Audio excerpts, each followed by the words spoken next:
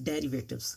Micro economics को अगर आपने मैथमेटिकली समझना है या इसकी एक्सटेंशंस को समझना है तो डेरिवेटिव एक बहुत इंपॉर्टेंट टूल है जिसको हमें सीखना होगा। डेरिवेटिव का मतलब होता है चेंज, किसी चीज़ में चेंज देखना हो। इसका जो सही मतलब है वो ये है कि हमारा जो इंडिपेंडेंट वेरिएबल है अगर वो चेंज हो तो उससे हमारे डिपेंडेंट वेरिएबल पे क्या इफेक्ट होगा। सही है। इसकी सही डेफिनेशन क्या होगी डेरिवेटिव की? Derivative means an instantaneous means an instant से निकला है ना, for an instantaneous means an instantaneous rate of change in dependent variable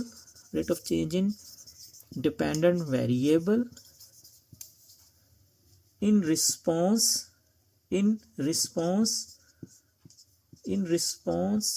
to a small change in independent variables। तो क्या मतलब बना डेरिवेटिव का? जब इंडिपेंडेंट वेरिएबल चेंज होगा तो फौरन से इंस्टेंटेनियसली आपके डिपेंडेंट वेरिएबल में क्या चेंज होगा, इसे कहते हैं डेरिवेटिव। फॉर एग्जांपल हम कहते हैं डिमांड, हमारी जो है डिमांड फंक्शन है प्राइस का, ठीक है। ये हमने एक इकोनॉमिक्स में, माइक्रो इकोनॉमिक्स में पढ़ते हैं सिंपल के डिमांड प्राइस के ऊपर डिपेंड करती है। प्राइस जब भी चेंज होगी डिमांड आपकी चेंज हो जाएगी। तो अगर हमने ये देखना हो कि प्राइस चेंज होने से डिमांड कितनी चेंज हो रही है या प्राइस जब चेंज होती है तो डिमांड कैसे रिएक्ट करती है, इस तरह के चेंजेस देखने हो तो हमें डेरिवेटिव का आना बहुत ज़रूरी है, ठीक है। तो डेरिवेटिव क्या बना? इंस्टेंटेनियस रेट ऑफ चेंज, फौरन से जो चेंज आएगा डिपेंडेंट वेरिएबल में due to change in independent variable is called derivative. इसके कुछ थ्योरम्स हैं, इसके कुछ रूल्स हैं जिसको समझना बहुत ज़रूरी है।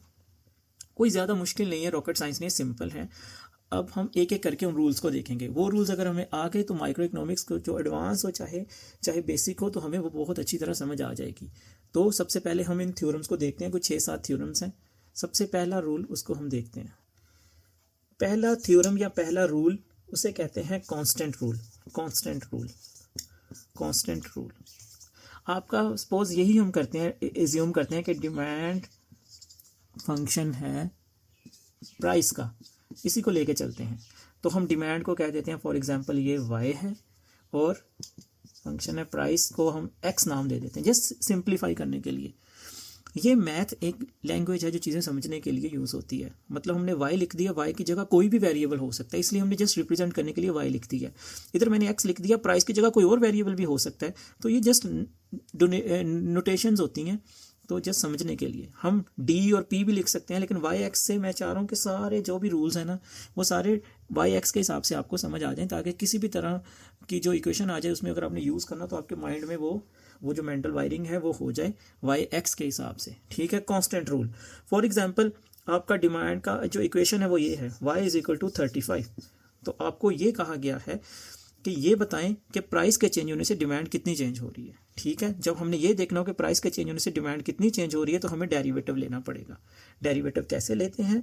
आप ऐसे लिखते हो, डी वर्ड लिख देते हो, D mean stands for derivative, और डिपेंडेंट वेरिएबल का नाम लिख देते हैं, वो उसका जो y ड्यू टू डेरिवेटिव जिसकी वजह से देखना है उसको देख लो x। तो इसको पढ़ते ऐसे हैं, derivative of y with respect to change in y due to change in x। इसको ऐसे पढ़ते हैं। कुछ बुक्स इसको d की जगह ये डेल्टा लिख देती है, ठीक है। तो दोनों चीज़ें ठीक हैं, आपकी मर्जी है जिस तरह आप लिखना चाहो, लेकिन d ज़्यादा कॉमनली यूज़ होता है। तो कांस्टेंट रूल हमें ये बताता है ना, ये कांस्टेंट नहीं है 35, इसके साथ कोई वेरिएबल नहीं है। तो जब एक चीज़ कांस्टेंट है उसके अंदर कोई चेंज आ सकता है? नो, कोई चेंज नहीं आ सकता। जब एक कांस्टेंट के अंदर कोई चेंज नहीं आ सकता तो इसका मतलब उसका डेरिवेटिव क्या होगा? 0। ये था पहला रूल डेरिवेटिव का कांस्टेंट रूल, ठीक है। आई होप आपको समझ आ गया होगा। Change in y due to change in x, जब x था ही नहीं यहाँ पे तो कैसा चेंज इसके अंदर? तो ये कांस्टेंट था, कांस्टेंट नाम से ही जाहिर है कांस्टेंट है, वो चेंज नहीं होगा, तो उसकी वजह से कोई नहीं आएगा चेंज तो वो ज़ीरो होगा। दूसरा रूल ये है power rule. Power rule, power rule क्या कहता है? फॉर एग्जाम्पल हमारी इक्वेशन अब की बार इस तरह है, 2 = 3x²। ठीक है, अब हम पावर रूल क्या कहता है, अब हमने अगेन वही क्वेश्चन है कि बताएं प्राइस के चेंज होने से डिमांड कितनी चेंज हो रही है, तो हमें डेरिवेटिव लेना पड़ेगा फिर से। तो डेरिवेटिव कैसे होता है? Again dy/dx। अब की बार x है इधर, तो अब ज़ीरो नहीं आएगा। तो पावर रूल क्या कहता है? पावर रूल ये कहता है कि वेरिएबल के ऊपर जो पावर है उसको स्टार्ट पे ले आए, 2 3 इसी तरह ही रहेगी x, और पावर में से एक माइनस। क्या है रूल, कैसे याद रखना है? पावर स्टार्ट में, पावर में से एक माइनस। ठीक है, कर दिया माइनस। अब इसको सॉल्व कर दें, 3/2 6, x की पावर 2 में से एक निकाला तो एक ही होता है, तो उसको लिखने की ज़रूरत नहीं है। तो ये है हमारा पावर रूल का डेरिवेटिव। तो प्राइस के चेंज होने से डिमांड कितनी चेंज होगी? इतनी चेंज होगी। फिलहाल मैं जस्ट आपको ये समझाने की कोशिश कर रहा हूँ कि कौन कौन से रूल्स हैं, फिर हम इसको इकोनॉमिक्स के अंदर, माइक्रो इकोनॉमिक्स के अंदर यूज़ करेंगे इन रूल्स को, तो फिर आपको जो आंसर्स आएंगे उसकी ज़्यादा सेंस बनेगी। ठीक है, अब जो नेक्स्ट थर्ड रूल है वो है प्रोडक्ट रूल। प्रोडक्ट रूल पे आते हैं।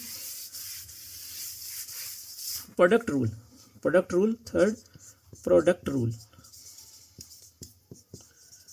प्रोडक्ट रूल का क्या मतलब है? प्रोडक्ट रूल तब लगेगा जब दो फंक्शन हो और आपस में मल्टीप्लाई हो रहे। नाम से ज़ाहिर है प्रोडक्ट मीन्स मल्टीप्लाई।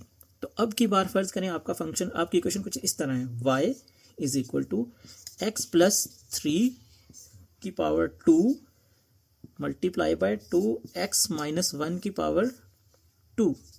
अब ये देखें, अब क्या है, y फंक्शन है, x ही का फंक्शन है। अच्छा, इस इक्वेशन को आप ऐसे लिख सकते हैं, y फंक्शन है, कौन से वेरिएबल है इस तरफ? सिर्फ x ही है, इसके अलावा तो कोई वेरिएबल नहीं है, बाकी तो सारे कांस्टेंट है। तो इसको इस तरह लिख सकते हैं फंक्शनल फॉर्म में। ठीक है, तो ये रिप्रेजेंट करने के लिए इस तरह फंक्शनल फॉर्म में लिख सकते हैं। ओके, अब की बार दो फंक्शंस हैं, एक ये फंक्शन है, एक ये फंक्शन है, दोनों आपस में मल्टीप्लाई हो रहे हैं। जब इस तरह कोई चीज़ मल्टीप्लाई हो रही होगी तो उसको आपने कैसे करना है? उसका रूल ऐसे है, प्रोडक्ट रूल उसको कहते हैं। जब इसका हमने डेरिवेटिव लेना है dy with respect to dx, यानी कि change in y due to change in x। अब x दो तरह के हैं, एक इस तरफ पड़ा हुआ है, एक इस तरफ पड़ा हुआ है, तो इसके ऊपर लगेगा प्रोडक्ट रूल। प्रोडक्ट रूल क्या कह रहा है? इसका सिंपल तरीका है, पहला इसी तरह लिख देना है, दूसरे का डेरिवेटिव लेके लिख देना। ठीक है, और फिर प्लस का साइन आएगा, फिर दूसरा इसी तरह ही पहले का डेरिवेटिव। आई होप आपको समझ आ गया होगा, करते हैं तो ज़्यादा समझ आएगा। पहला इसी तरह लिख दो, x + 3, यानी कि पहला फंक्शन इसी तरह, पहला इसी तरह ही, दूसरे का डेरिवेटिव। अब इसका डेरिवेटिव लेना है। डेरिवेटिव कैसे होगा? अब अभी में हमने पावर रूल पढ़ा। पावर रूल, जब भी किसी फंक्शन की पावर होगी, पावर स्टार्ट में मल्टीप्लाई होगी और पावर में से एक माइनस होगा। ऐसे है कि नहीं है? वही हम यहाँ पे रूल लगाने लगे हैं। 2 स्टार्ट पे 2x - 1 और पावर में से एक माइनस। ठीक है, ये था ओवरऑल पूरे का प्रोडक्ट रूल। लेकिन यहाँ पे ये ख़त्म नहीं हुआ, ये जो इसके अंदर ब्रैकेट के अंदर चीज़ है ना, इसका भी डेरिवेटिव लेना है हमने। ये जो अंदर चीज़ है, ये तो रह गई ना, इसका डेरिवेटिव लेके यहाँ पे आपने लिख देना है। तो अब इसका क्या डेरिवेटिव आएगा? अब ये अगर देखा जाए तो जिसकी पावर कुछ नहीं होती उसकी पावर क्या होती है? 1। ठीक है, तो 1 स्टार्ट पे 2 उसी तरह ही, x की पावर 1 - 1। ठीक है, तो और ये 1 कांस्टेंट है, इसका कोई डेरिवेटिव नहीं, ज़ीरो आएगा डेरिवेटिव, ज़ीरो लिखने की ज़रूरत ही नहीं है। ठीक है, तो अब मैंने क्या किया है, पहला इसी तरह ही, दूसरे का डेरिवेटिव, प्लस अब दूसरा इसी तरह ही, पहले का डेरिवेटिव। पहले का डेरिवेटिव कैसे आएगा? पावर स्टार्ट में x + 3, पावर में से एक माइनस, और जो अंदर है इसका डेरिवेटिव लेके आगे आपने कर देना है। देखो कैसे आएगा, जिसकी पावर कुछ नहीं थी, पावर 1 होती, 1 स्टार्ट पे आ गया, जो भी पावर है वो स्टार्ट पे आ जाएगी, और x पावर में से एक माइनस, और ये कांस्टेंट है, इसका कोई डेरिवेटिव नहीं आएगा, और ये आ गया आपका कंप्लीट। अब इसको सिंप्लीफाई कर लें तो क्या आंसर बनता है? ये बन जाएगा x + 3 का स्क्वायर ठीक है। और देखें, अब गौर से देखें, x की पावर, अब इसको सॉल्व करने लगूँ इस पार्ट को, ये तो हो गया ना एज इट इज़। अब इसको, आपको पता है कि अगर किसी भी वेरिएबल की पावर 0 हो तो आंसर हमेशा 1 आता है, ठीक है। किसी भी चीज़ की पावर अगर 0 हो तो आंसर 1 आता है। अब ये देखें 1 - 1, x की पावर क्या होगी 0, तो आंसर आएगा 1, ठीक है।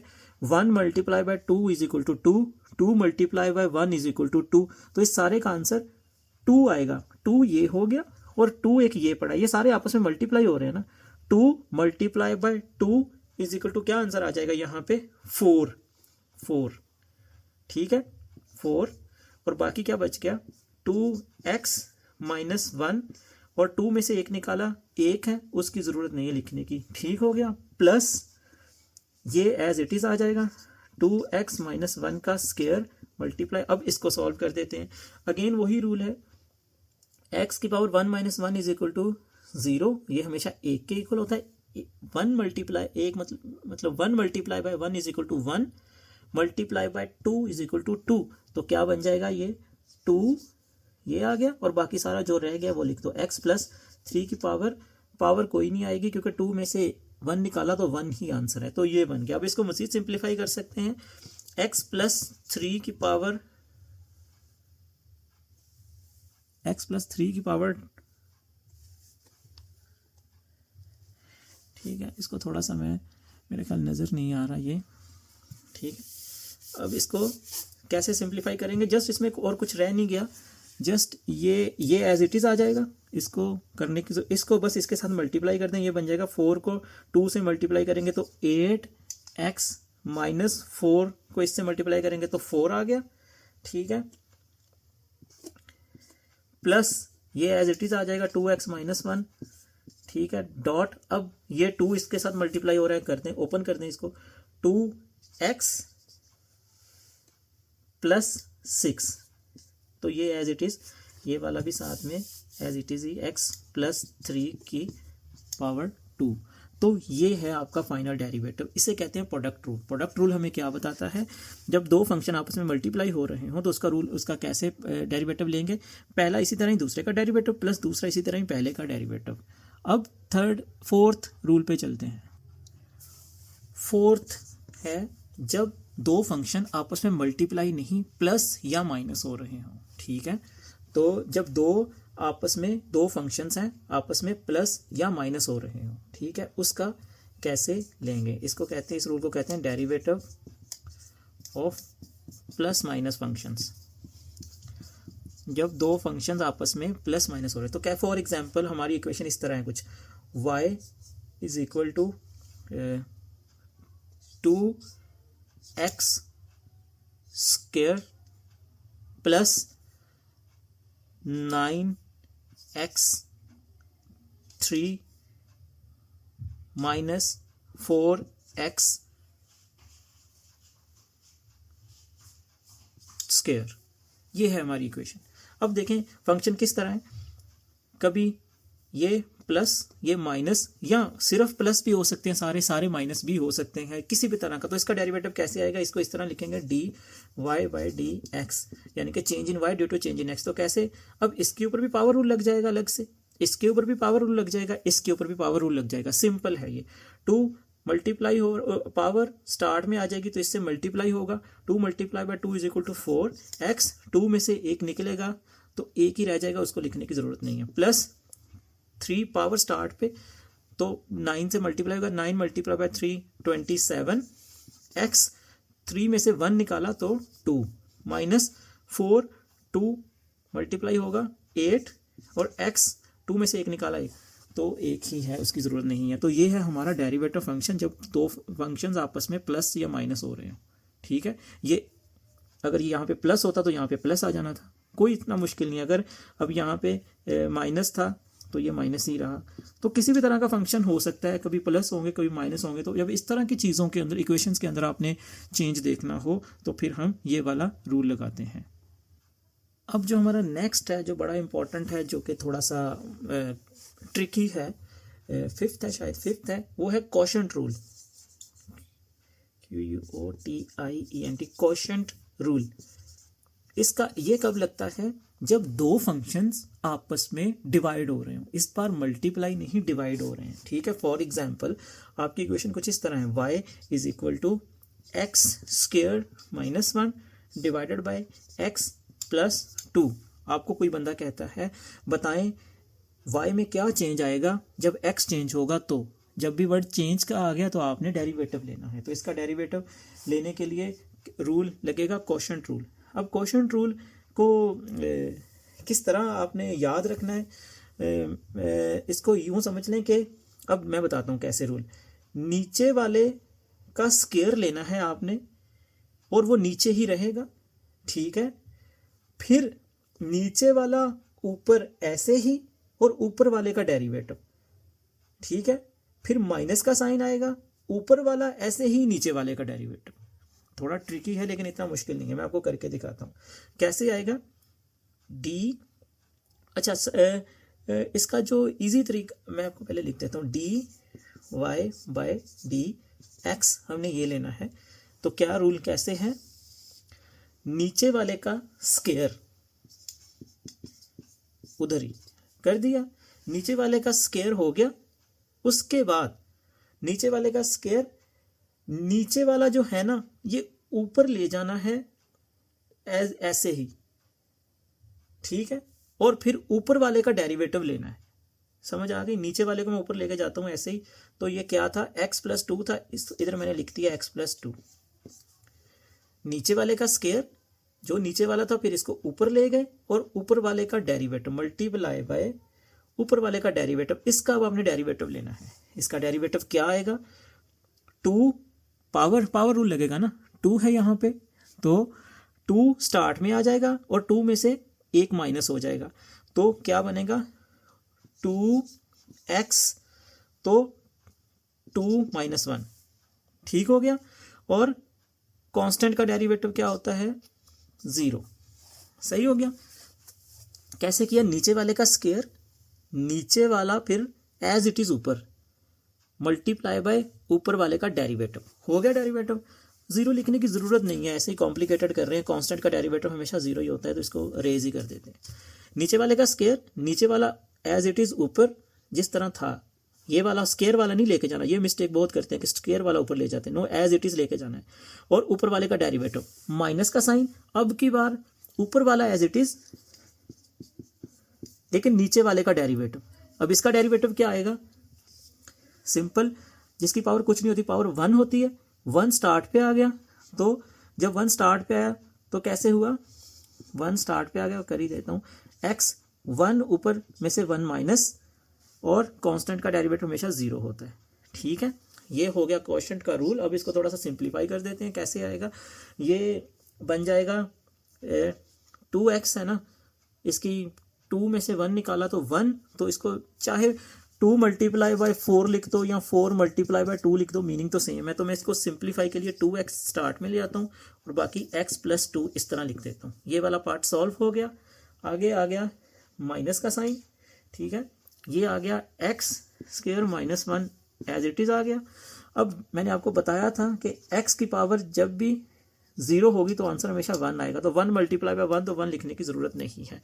तो वो नीचे क्या आ गया, x प्लस 2 का स्क्वायर एज इट इज, ठीक है। इसको मज़ीद थोड़ा सा सिंप्लीफाई कर सकते हैं, वो कैसे, अब हम ये कर सकते हैं कि ये इसको मल्टीप्लाई कर दें, 2x multiply by x is equal to x square plus क्या हो गया, 2 मल्टीप्लाई बाय 2 4 और साथ में x भी है, 4x minus x square minus 1, ये तो माइनस नहीं, माइनस माइनस प्लस हो गया, ये ब्रैकेट भी खोल दी हमने, ठीक है। नीचे वाला आप इसको इसी तरह रहने दें, एक्स प्लस 2 का स्क्वायर, ठीक है। अब इसको मज़ीद सिंप्लीफाई कर सकते हैं, तो कैसे हो सकता है, ये 2x square plus 4x minus x square. अब देखें ये माइनस का एक्स स्क्वायर है, ये पॉजिटिव है, 2 में से 1 निकाला तो सिर्फ एक्स स्क्वायर रह जाएगा, प्लस मतलब इसमें से ये इन दोनों को सॉल्व किया क्योंकि सेम कोशेंट है ना, एक्स स्क्वायर है, एक्स स्क्वायर है, 2 में से इधर 1 है जिसमें कुछ नहीं लिखा होता, उसका कोफिशिएंट कितना होता है 1 होता है। 2 में से 1 निकाला तो 1 1 लिखने की जरूरत नहीं है, ये दोनों सॉल्व हो गए, बाकी जो बच गया उसको लिख दो 4x - 1 डिवाइड बाई x + 2 का स्क्वायर। ये है क्वोशंट रूल। क्वोशंट रूल हमें क्या बताता है, कैसे, फिर से रिपीट कर देता हूँ। नीचे वाले का स्क्वायर, नीचे वाला एज इट इज ऊपर वाले का डेरिवेटिव, माइनस ऊपर वाला एज इट इज नीचे वाले का डेरिवेटिव, और उसको सॉल्व कर दिया। ये है क्वोशंट रूल। नेक्स्ट है 6th रूल है लॉग रूल। अगर कोई इक्वेशन में लॉग की शक्ल में आ जाए तो कैसे डेरिवेटिव लेना है। हम रूल्स पढ़ रहे हैं ना, कभी मल्टीप्लाई हो रही हैं चीज़ें, कभी प्लस माइनस हो रही हैं, कभी डिवाइड हो रही हैं। अगर लॉग भी तो आ सकता है, जो कि इकोनॉमिक्स में बहुत ज़्यादा है। अक्सर आपको लॉग वालों का डेरिवेटिव लेना पड़ेगा। तो लॉग का रूल क्या है? लॉग का रूल सिंपल ये है कि जो भी आपको फंक्शन दिया गया है उसका इन्वर्स ले लेना है, उसको मल्टीप्लाई कर देना है उसी लॉग के अंदर जो फंक्शन है उसके डेरिवेटिव से। ठीक है, अभी समझ नहीं आई होगी, एक एग्जांपल से करते हैं। फॉर एग्जांपल हमारे पास इक्वेशन है y = log x × x² + 1। ये देखें, थोड़ा मैंने मुश्किल लिखी है इक्वेशन ताकि अब थोड़ा सा लेवल अप होता जाए आपका स्लोली। अब y मैंने फिर बताया, इसको इस इक्वेशन को हम ऐसे लिख सकते हैं, y फंक्शन है, कौन से वेरिएबल है इसमें, सिर्फ x ही है तो फंक्शन है x का, इस तरह भी लिख सकते हैं, इसे फंक्शनल फॉर्म कहते हैं। अब इसका डेरिवेटिव लेना है, इसके अंदर log आ गया। तो अगेन अगर किसी ने कहा कि ये आपकी इक्वेशन, अब बताओ x के चेंज होने से y कितना चेंज होगा, फिर आपको log डेरिवेटिव लेना पड़ेगा, लेकिन इस दफ़ा रूल लगेगा log वाला, क्योंकि log है इसके अंदर। तो डेरिवेटिव कैसे आएगा, dy/dx = अब हमने कैसे log लेना है। अच्छा, अगर आपको इसको थोड़ा मज़ीद इजी भी कर सकते हैं हम, अगर आपने वो पढ़ा हो मैट्रिक में या वो छोटी क्लासेस में कि जब किसी चीज़ का लॉग लिया हो और दो चीज़ें आपस में मल्टीप्लाई हो रही हों तो उनको अलग अलग करके लिख सकते हैं। अगर मल्टीप्लाई हो रही हैं तो प्लस का साइन आ जाएगा। मैं इसको पहले थोड़ा सिंपल कर लेता हूँ ताकि इजी हो जाए। y = अब ये दो आपस में मल्टीप्लाई हो रहे हैं, एक ये है और एक ये है, इसको मैं ऐसे लिख सकता हूँ log of x, मल्टीप्लाई हो रहे हो तो प्लस का साइन आता है, log of x² + 1। अगर आपने log वाला चैप्टर पढ़ा हो तो उसमें कैसे था, अगर मतलब कोई z फंक्शन है = x.y है, ठीक है, तो log इनके साथ अगर log हो तो आप इनको अलग अलग कर सकते हैं, और अगर मल्टीप्लाई हो रहे हो तो प्लस का साइन आ जाएगा बीच में, वही रूल मैंने यहाँ पे लगाया है। ठीक है, तो अब इसको ये, अब मेरे दो log के फंक्शन बन गए, एक ये। ठीक है, अब इसका डेरिवेटिव कैसे आएगा, सिंपल रूल क्या है अब log। अच्छा, अभी मैंने log का डेरिवेटिव नहीं लिया, अभी जस्ट मैंने इसको सिंप्लीफाई किया इक्वेशन को। ठीक है, सिंप्लीफाई कैसे करते हैं इसलिए मैंने ये कॉम्प्लिकेटेड केस लिया थोड़ा सा, ताकि आपको जब रियल आगे जाके हम जब क्वेश्चन करेंगे, ऑप्टिमाइजेशन करेंगे और गेम थी और भी बहुत सी चीज़ों में हम पढ़ेंगे डेरिवेटिव्स को, तो आपको इजी हो फिर चीज़ें। ठीक है, अब इसका कैसे आएगा, dy/dx। अब मैं डेरिवेटिव लेने लगा हूँ, ये है log x का डेरिवेटिव क्या आएगा, log के साथ जो भी चीज़ है ना उसका इन्वर्स कर लें। इन्वर्स कैसे होता है, 1/x, ये इन्वर्स है 1/x मल्टीप्लाई बाय, अब 1/x आ गया, जो साथ में चीज़ दी हुई है, सॉरी जो दिया हुआ है, ये इसका डेरिवेटिव लेके साथ में मल्टीप्लाई कर दें। इसका डेरिवेटिव क्या आएगा, पावर 1 है, 1 स्टार्ट में आ गई, x की पावर 1 - 1, समझ आ गई, प्लस अब सेम यहाँ पे भी रूल है, वही log वाला log है, ये इसका इन्वर्स 1/x² + 1। ठीक है, और इसका डेरिवेटिव लेके आगे लिखते हैं। तो इसका डेरिवेटिव कैसे आएगा, इसका डेरिवेटिव आएगा x² है ना, x² बन जाएगा 2 स्टार्ट में आ गया, 2 स्टार्ट में आ गया, और x 2 में से 1 माइनस, और कांस्टेंट का डेरिवेटिव हमेशा 0 होता है, इसका लेने की ज़रूरत नहीं है डेरिवेटिव। ये हमारा log का आ गया, जस्ट इसको सिंप्लीफाई कर दें तो बन जाएगा। अच्छा, अगेन x की पावर 0 = 1, तो ये 1 आ गया, 1 मल्टीप्लाई बाय 1 आ गया, तो ये बच जाएगा 1/x सिर्फ इस तरफ, प्लस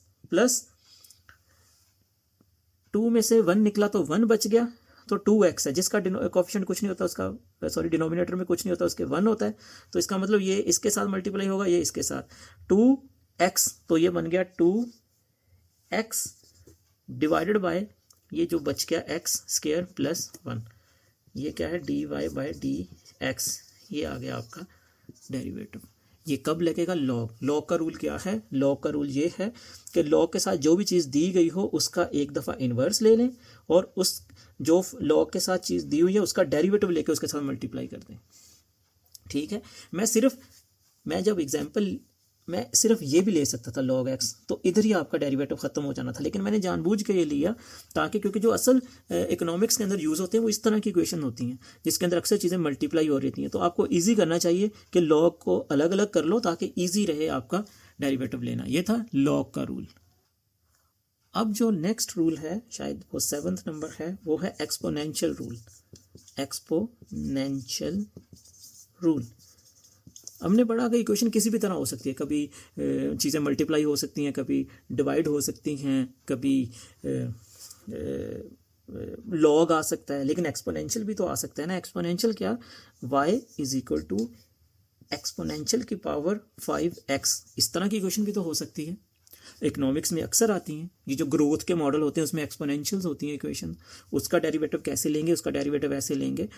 अगेन हमसे यही पूछा जाता है कि ये इक्वेशन है, बताओ x के चेंज होने से y कितना चेंज होगा। जब इस तरह का क्वेश्चन आ जाए तो समझ लें डेरिवेटिव लेना है, तो डेरिवेटिव कैसे लेंगे? dy/dx। ठीक है, अब अगेन वही, लेकिन इस दफ़ा रूल क्या होगा एक्सपोनेंशियल रूल का? एक्सपोनेंशियल का रूल ऐसे है, ये एक्सपोनेंशियल है, ऊपर फंक्शन दिया हुआ है, मतलब ये है ना इक्वेशन, आपने क्या करना है, ये जो ऊपर दिया होता है ना, ये हमेशा ऐसे ही होगा, एक्सपोनेंशियल वाला फंक्शन होगा ना, इधर e होगा, इधर इक्वेशन होगी 5x, इस तरह भी हो सकता है 2x + 3, कुछ भी हो सकता है ना, ऊपर फंक्शन हो सकता है किसी भी तरह का, तो परेशान नहीं होना देख के। सिंपल रूल है, जो ऊपर लिखा है उसको एज इट इज लिखते हैं। ठीक है, सॉरी, पहले पूरे फंक्शन को एज इट इज लिखते हैं, e⁵x, पूरे फंक्शन को एज इट इज लिखते हैं, मल्टीप्लाई बाय डॉट से मल्टीप्लाई शो होता है, पूरे फंक्शन को एज इट इज लिखते हैं और जो पावर है उसका डेरिवेटिव लेके मल्टीप्लाई करते हैं। अब इसका डेरिवेटिव क्या आएगा? देखें ना, 5x का डेरिवेटिव क्या आएगा? जिसकी पावर कुछ नहीं होती वो पावर 1 होती है, मैं कर ही देता हूँ इधर, इसकी पावर 1 है तो 1 आ गया, साथ में 5 आ गया, x 1 में से 1 निकला। मैंने क्या किया? ये function as it is multiply by power का डेरिवेटिव साथ में मल्टीप्लाई, तो आंसर क्या आ गया? e⁵x.5 x की पावर, चूंकि x की पावर 0 है तो आंसर 1, तो ये 1 multiply by 5 is equal to 5, इस तरह लिख दो या इस तरह लिख दो, 5e⁵x, दोनों तरह ठीक है। ये है एक्सपोनेंशियल रूल डेरिवेटिव का।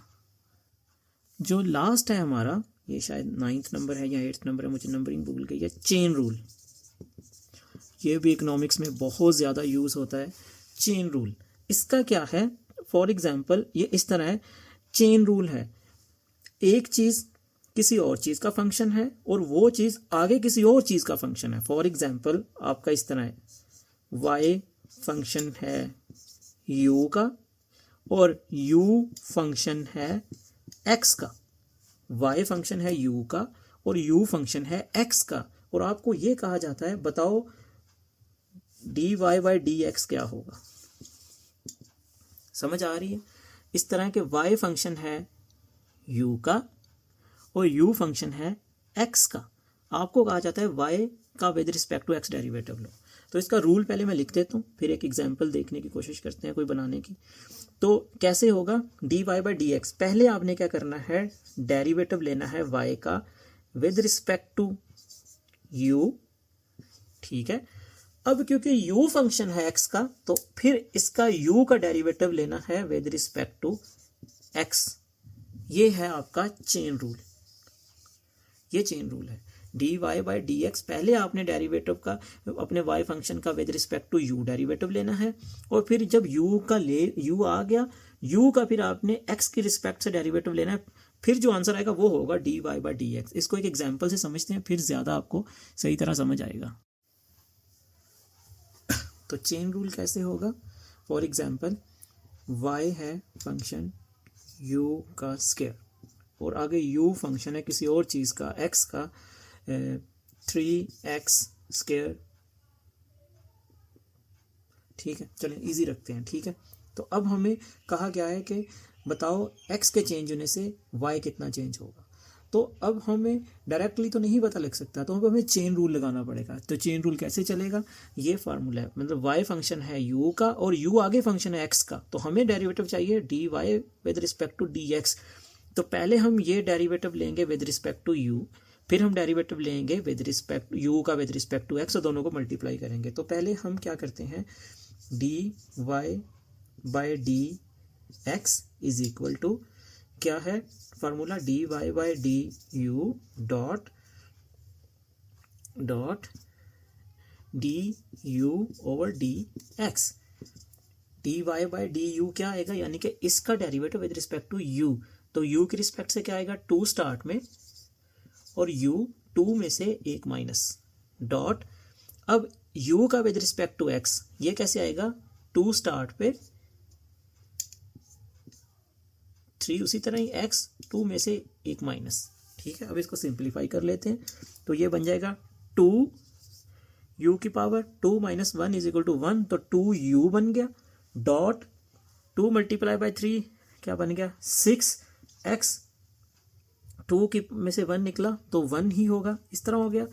तो अब हम क्या करेंगे, अब सिंपल एक काम करना है, u की जगह u वाला फंक्शन पुट कर दें, u की जगह 2 इंटू u की जगह ये पुट कर दें 3x स्क्वायर इंटू 6x। तो ये आपका चेन रूल है।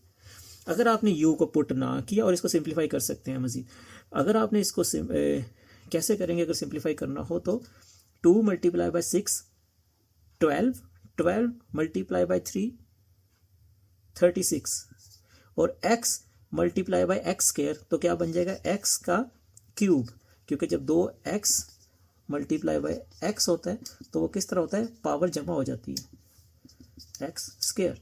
तो यहाँ पे कैसे है, यहाँ पे है x square multiply by x है, तो क्या होगा पावर जमा हो जाएगी, तो इसलिए x क्यूब बना, 36x क्यूब है। अगर u पुट ना किया तो वो सारी आपकी ड्रिल सेंसलेस है, उसका कोई मतलब नहीं बनेगा। तो ये है चेन रूल। ये सारे हमने अब रूल्स देखे हैं डेरिवेटिव्स के, ये टोटल रूल्स हैं, कोई 9 रूल्स हैं। इनको अगर इसके ऊपर हमारी ग्रिप हो जाए तो आगे जितनी भी हम चाहे बेसिक है चाहे एडवांस है, हमें सारी माइक्रो इकोनॉमिक्स समझ आ जाएगी मैथमेटिकली। Thank you.